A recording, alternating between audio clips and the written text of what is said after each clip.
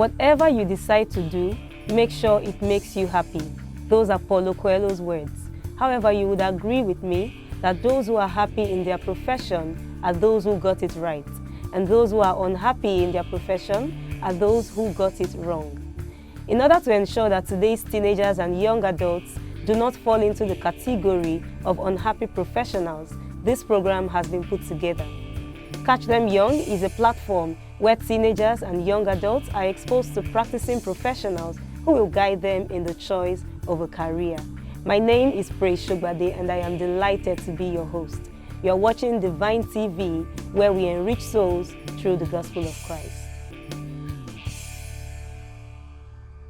Today in the studio, we have a lecturer who will be answering all our questions on what it means to be a lecturer in Nigeria, the challenges as well as the prospects in the profession. His name is Dr. Joseph Minari. Welcome to the show, sir. Thank you very much. We're so glad to have you. I'm sure the teenagers and young adults watching us right now will finally be happy to draw from your stream of knowledge. Welcome once again, sir. Thank you. All right, let's talk about you for a while before talking about lecturing and what it's about. How long have you been a lecturer for? Thank you. Like you said, I'm Dr. J. Minari, and I started lecturing in 2006 as an assistant lecturer, and today I'm an associate professor in University of Lagos. It has been an interesting period to be part of people's lives, to groom them, and to also see most of them also grow, work, become managers, go out there, meet quite a number of people that recognize you to say, oh, you taught me one time or the other in the time past. So it has been an interesting journey for me so far, being a lecturer, and the exposure also that I've gotten. There are places ordinarily that I wouldn't have been able to really get to, but being in this profession, I've been privileged to know some people, get to some places, meet some people, and talk to them as well. Wow, thank you very much, sir. 16 long years as a lecturer. We'll talk about the journey so far. Definitely you faced some challenges and are probably still facing some. So we'll definitely get there. But for some teenagers and young adults watching us right now, we have 13-year-olds watching and maybe even less than that. How would you describe lecturing as a profession to them? Lecturing is a noble profession. Even though, to be frank with you, initially I didn't intend to say I want to lecture. But when I got in, I got to know that it's quite an interesting profession to be in. For example, lecturing in Nigerian university, not only in Nigerian university, all over the world, entails three major areas. Number one is the teaching aspect, which is what most people are familiar with. We also have the research area, and then thirdly, we have the community service. Actually, when you are lecturing in university or teaching in university, your work transcends just teaching. We're also supposed to provide services to the immediate community around you, and also engage in research, meaningful research. For example, in the past COVID-19, we're able to do one or two research in my area to also provide some baseline information that are actually very, very necessary. Yes, and even as we speak, we still engage in some other research to provide information. And I think those are part of the area we should begin to look into. You notice that most times when we have issues like that, we depend solely on information provided for us from other countries that are done by our colleagues. We shouldn't be. And that's why you should begin to look at that. Teenagers begin to look at that, that we should be able to profile a solution. We should be able to have homegrown solution to our problems. I'm in the field of science, and I know that there are so many other diseases that are peculiar to us here that we need to find solutions to. But unfortunately, because we are not just looking into that direction, sometimes we look up to other countries to provide solutions to us. So our youth we need to start looking into that direction, provide solutions for ourselves, get things that we can do to make sure that we don't just depend on the handout that will be given to us elsewhere from other countries of the world. So I think it's a very noble profession, not also neglecting the teaching aspect, of course, that we have to impact knowledge and skills. Also, much is also still expected to be done on that to make sure that youth also are very skillful to be able to do one or two things in the various places that they find themselves. Thank you so much, sir. So let's talk about you. How did you said you initially didn't want to be a lecturer, like many teenagers and young adults right now. So how did you find yourself in the lecturing profession? Yeah, thank you. I think, sorry to say that I'm referring to this part of the world. Sometimes there are some misconception about what we should do from parents, from the society. People see some courses as if you are not studying those courses, it's like you are a misfit. Yes, it's like a sub, and which really is not really. And I think we need to begin to correct that. Also setting out, I did very well in my O levels, and everybody, I wanted to go for something else, but they said, no, with this good result, this particular course is what you should go into. And unfortunately, I couldn't get the course through JAMB then. You know, it was just JAMB then. There was no post-UTME or all those stuff that we have now. So I couldn't get the course. So I was offered a particular course then in the Faculty of Science, which initially I did reluctantly. But along the line, I got to know that there are more into some of those science courses than just meet the eye that we just think, oh, you know, also because of the economic situation of the country, people will continue to ask you that, oh, where are you going to work with what you have studied? And that's the problem that we face. Even as a lecturer, when people come into also trying to seek for admission, you see parents trying to box their children to a particular course because, where is it going to work? Where is it going to work? That has been the concern.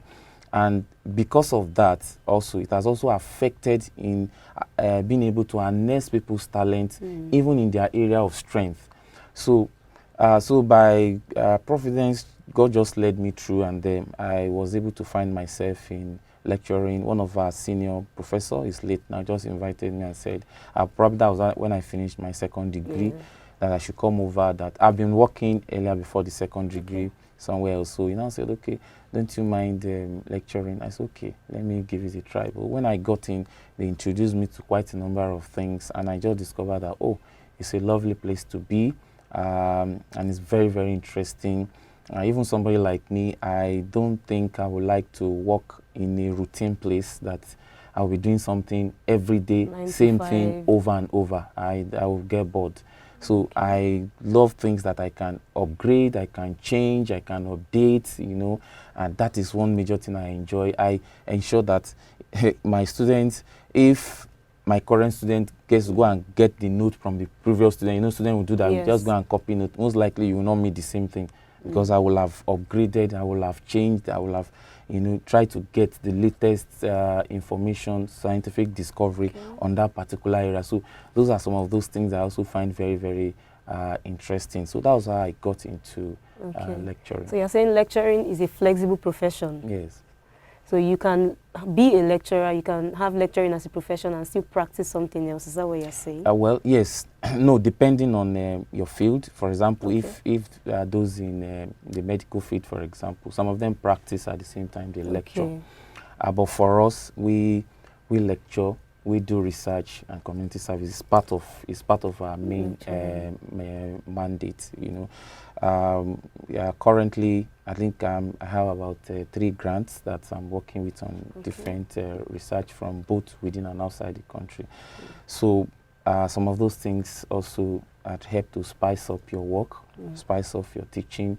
Part of what your findings as well, you also use it to teach also in class to open up the minds of the students, because one area also we should try to do now in the part of the world, not just teaching students about the theory of what has been done many years ago, but also to open up their minds so that they will be able to think and then think how to bring out the creativity in them, even in that subject area, so that it's not just you are just cramming what somebody did in 1847. It's good to know, to have that historic knowledge, but it's also very important to open up people's mind, just as it's been done elsewhere, so that you too will be able to be creative yourself and be able to bring out something from that area. Wow, thank you very much, sir.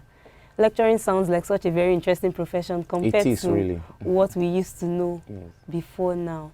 We'll go on a quick break, and when we are back, we'll continue with our discuss. Enjoy inspirational, informative, and soul-lifting Christian programs such as Christian Parenting and Homefront, Light After Darkness, Fulfilling the Mandate, Kids and Bible, Movies Review, Shepherd's Spouse, Kingdom Stars, Teens Perspectives, My Next Gospel Event, and lots more on Divine Television. Download Divine TV mobile app on Google Play Store or watch on our YouTube channel. You can also visit www.tvdivine.net. Divine TV, enriching souls through the gospel of Christ. Welcome back. This is still Catch Them Young on Divine TV. In the studio today, we still have Dr. Joseph Minari talking to us on what it means to be a lecturer, the challenges and prospects in the profession.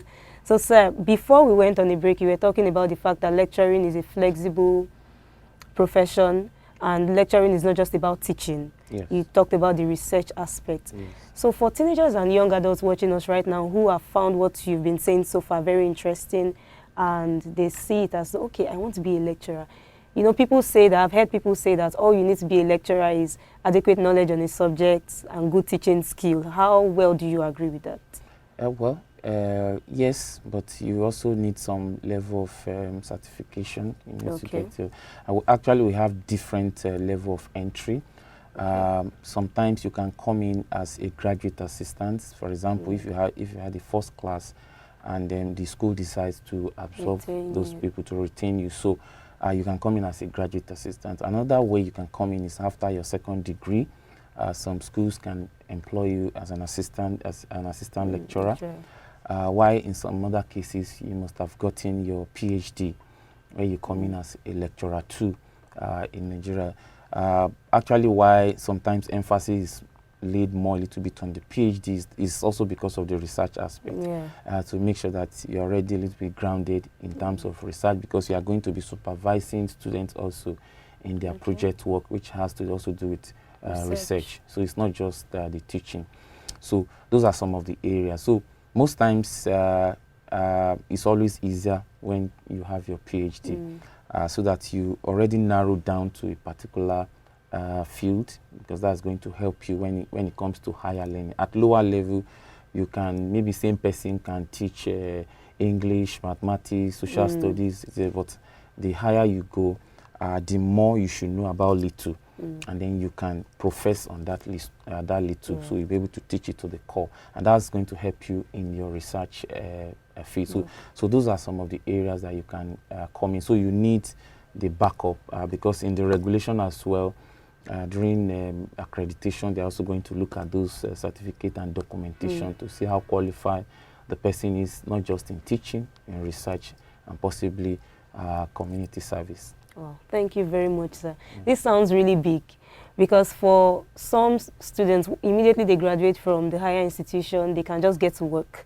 But now you're telling us you have to get your PhD, second degree and all. I'm not sure many parents know about this, because this sounds like many parents say they want their children to have their masters, have their PhD and all that, but little do they know that they actually need that to lecture. That's probably why they don't look at lecturing for their children. So what advice would you give to parents who do not want their children to go into lecturing? Because I'm very sure that a lot of parents don't even want to hear their children say it. What do you want to be? I want to be a lecturer in the higher institution. What advice, how would you advise parents to let their children go for lecturing? Well, my advice for parents is that they should not force their children against their wish or against their strength. If your child is having flair for lecturing, you should allow them. Sometimes you might not get it immediately. Okay, like I told you, after my first degree, I also engaged in some other work. For that was where I was able to get money to go for my second degree. So it was after my second degree, I came in with my master's, and I continued on the PhD, and I finished the PhD on the job. So parents should not force their children. Yes, because sometimes it affects their performance really. most of them will not, because also from my experience, I've seen quite a number that even the students will come and complain to me that my mother wants me to be so and so, but I don't want. So if you are forcing them, it affects their performance. So it's better you let them know. And sometimes too, I also notice that in this part of the world, sometimes we are too much in a hurry. We don't want to follow through the process. We just want something quick and snappy, and sometimes you just go through the process. It's always very good. I notice that even from the lower level, you see parents from after primary 3 to primary 4, they want their children to jump to GSS1 or basic, whatever they call it now, and they from SS1, SS2, you want them to write WAEC, and then sometimes when they try JAMB once, it's not working, they go to private school, they just want to, yes, age, but you know, the process, maturity is part of it, really. You understand my point? It's not all about rushing. Yes, he graduated at the age of 14, graduated at the age of 15. People say, oh, because some jobs, how many jobs even request age? And that is gradually going down now. Like we say, if you are more than 20 or 25, you should not apply. I mean, that is gradually fading off, which we should discourage. We should discourage. Maturity is part of education. Those that design the curriculum of education that told you that nursery school start from age 4, primary school start from age 6, it was properly researched and documented. So sometimes when you violate some of those principles, you are affecting, let me tell you, if you are a genius in your class and you jump 2 years, do you understand? If care is not taken, you might not be genius in that class. It's better to remain genius and leave genius throughout so that you can excel. But when you begin to push you, oh, because he did very well, it looks so outstanding, eventually the person, you see that some people will just fade out with time. You know, it might not even drop, but it will just, the person, you will not just hear about the person again. The person that had a 7, if you allow the person to remain in his class, the person will continue to shine, if possible, throughout his or her own life. So we are too much in a hurry. So if we take time, take the process. If he wants to lecture, he's working now, let him go through the process, finish up the degree, and come in gradually. You know, I used to say something that if you jump up, you will come down. Law of gravity will act on you. But if you grow up, law of gravity doesn't have effect on you. You will stay at your height, and then that will be sustainable all over. So we are too much in a hurry. I believe in process. I believe in following through. I believe in doing things that is enduring, so that wherever your child goes to, you can beat your chest to say, no, it's not just the academics, but it's matured enough to stand the test of time. You know, life also is not just about what you have learned also. It's also about your maturity, you know, your character, not just the competence as well, to be able to withstand some of the pressures that comes along with life. Thank you very much, sir. So for parents watching this show right now, because this show is not just for teenagers and young adults, we understand that some parents want to watch it so that they can be able to advise their children well while growing up. So for the parents watching us right now, we have heard from Dr. Minari that you only need to allow your children go through the process. All you need to do is allow them.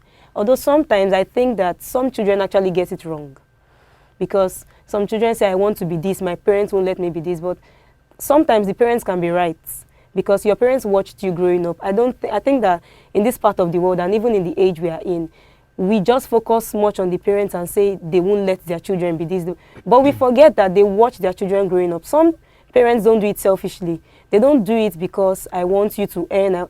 They do it because they know the capacity of their children. So we're going on a short break now, but when we are back, we'll talk about how to give a balance to the fact that children don't listen to their parents and parents don't listen to their children. We'll go on a short break right now. When we are back, we'll give an answer to that question. Enjoy inspirational, informative, and soul-lifting Christian programs such as Christian Parenting and Homefront, Light After Darkness, Fulfilling the Mandate, Kids and Bible, Movies Review, Shepherd's Spouse, Kingdom Stars, Teens Perspectives, My Next Gospel Event, and lots more on Divine Television.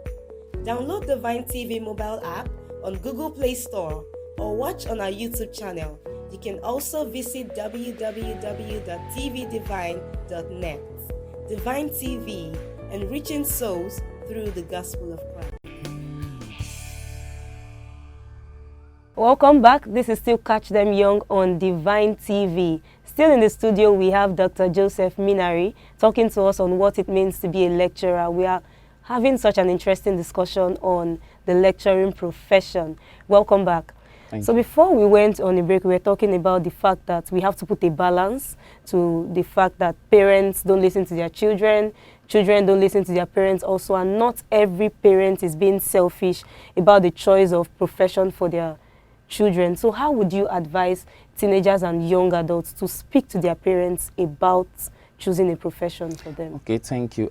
Like you said, sometimes parents could also be right. Yeah. But they also need to be strategic about it, because you cannot, even if you're right, you can't force.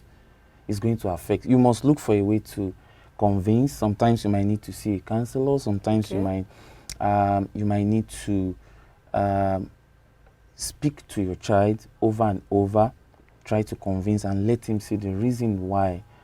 Point out to the strength, and then it's also good to, if you notice that early enough, that you also begin to say that early enough before they even grow to probably the teenage years. You know, sometimes some people just keep quiet, and then after their secondary school, some parents will, in those days that is even hard copy jam form, you just go and buy. Some will even feel it for the children. So, I feel your jam form is so and so called. Just go and, you don't understand my point. And then you say, Mom, why? Dad, why? Why do you want me to? He said, don't worry. In fact, they say, yeah, tomorrow is the exam. We are taking you there. You understand my point? You might be right, but if you do it that way, you might not get the best of result from it. So if you have noticed that, even right from primary school, you begin to nurture their mind, you begin to feed their mind. This is your strength. I want you to be a medical doctor. This is your this, and probably sometimes even as kids, you begin to buy things that is even related to what you want to shape in their minds to be. Do you understand my point? So that can actually help. And even if you meet resistance after getting to the teenage age, you can now see how you can talk to them. Yes, sometimes you might apply a little bit of force, but that's not all the time, and that shouldn't be the first thing. You understand? You just have to, because like I said, if you do force and force them in, I can assure you quite a number of them drop out from one course to another.